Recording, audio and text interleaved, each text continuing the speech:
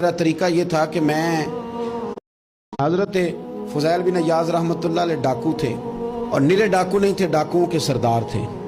तो इरशाद फरमाते हैं कि मेरा तरीका ये था कि मैं एक पूरे काफ़िले की सूरत में हमला करता था तो लोग डरा करते थे अगर कि फ़ुज़ैल बिन अय्याज़ के डाकुओं ने हमला किया तो फिर नहीं बचते। एक दिन गुजर रहा था तो एक कारी साहब आयत पढ़ रहे थे, ला तक़नतू मिन रहमतिल्लाह, अल्लाह की रहमत से कभी नाउमीद ना होना। इन्नल्लाह यग़फ़िरुज़्ज़ुनूब जमीआ, बेशक वो सारे ही गुनाह माफ़ कर देगा। आप फरमाते मेरे दिल में बात असर कर गई। मानना है ना, इसने नहीं मानना, उसने 6666 आयतों का तर्जुमा पढ़ के भी तवज्जो नहीं करनी। आप इरादा करें ना, आप अपने दिल की ज़मीन को ज़रख़ेज़ बनाएं। फरमाते हैं मैं फ़ौरन वो आयत सुनी तो मैं रोया और मैं वो हाफ़िज़ साहब के पास चला गया, उनसे इजाज़त ली, उनके कमरे में दाखिल हुआ। मैंने कहा आपने अभी आयत पढ़ी है कि अल्लाह सारे गुनाह माफ़ कर देगा। तो जिस बंदे ने कई साल डाके डाले हों, बेटियां रोती रहती हों पर वो माल लेके आ गया हो, माएँ वास्ते देती रहती हों पर वो लूट के निकल आया हो, अब जी अगर वो बंदा भी सच्चे दिल से तौबा करे तो अल्लाह माफ़ कर देता है। तो आप जी कहने लगे मैं कौन होता हूँ तुम्हें कोई तफसीर बताने वाला, मैंने तो कुरान की आयत पढ़ी है। मेरा रब कहता है ला तक़नतू मिन रहमतिल्लाह, तुमने मायूस नहीं होना, तुम आ जाना, माफ़ी मांग लेना। इन्नल्लाह यग़फ़िरुज़्ज़ुनूब जमीआ, अल्लाह सारे ही गुनाह माफ़ फरमा देगा। अल्लाह सारे गुनाह, तो ये तो अल्लाह फरमा रहा है। फ़ुज़ैल बिन अय्याज़ कहते हैं मैंने कहा ख़त्म हो गई बात, तौबा भाई। वापस आया तो वो मेरे साथ जो थे ना, उनसे मैंने कहा सरदार नया तलाश कर लो भाई।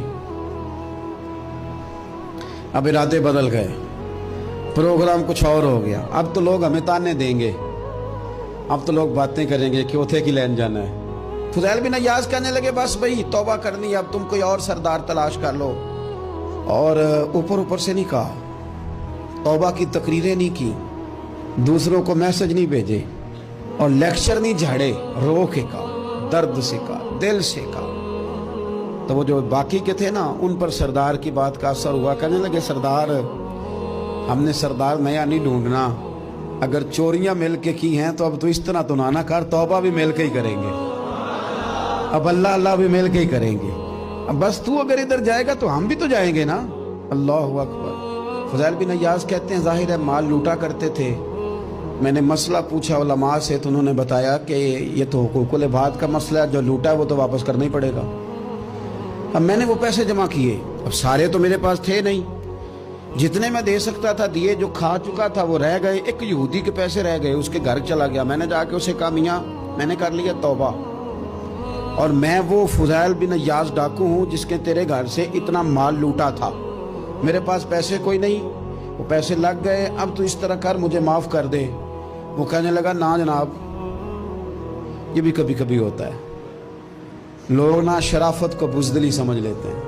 फ़ुज़ैल बिन अय्याज़ से कहने लगा मैं तो पैसे लूँगा, ऐसे तो नहीं माफ़ करता। आप फरमाने लगे पैसे तो कोई नहीं, ये सच्ची तौबा है। वो कहने लगा फिर इस तरह करो, मेरी ऊँटों को चारा डालो, पैसे पूरे हुए तो चले जाना। कल डाकू थे, अभी वो तलवार चलानी आती है, नेज़ा चलाना आता है, डटना आता है, आसाब मजबूत है, मसला कोई नहीं, लेकिन तौबा सच्ची की है ना, ये सच्ची तौबा वाले लोगों का तरीका है। उससे कह सकते थे कि जा आज तो लब देनी ले ले, तुझे कहा माफ़ कर दे, तू तैयार ही नहीं मानने को।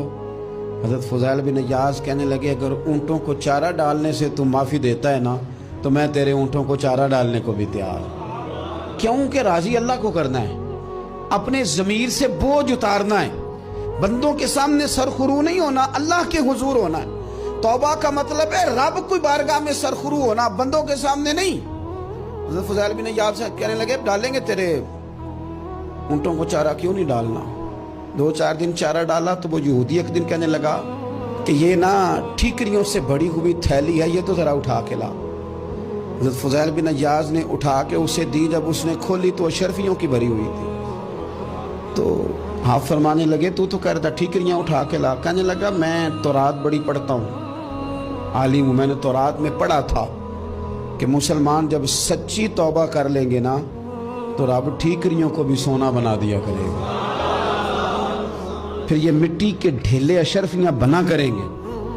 तो मैं ना तेरी तौबा चेक कर रहा था, ये इसमें मैंने रोड़े बड़े हुए थे, लेकिन तू उठा के लाया तो तेरी तौबा भी सच्ची है اور تمہارا دین بھی سچا ہے، اب اس طرح کا معافی اس شرط پہ دوں گا کہ مجھے کلمہ پڑھا تاکہ میں بھی مسلمان ہوں۔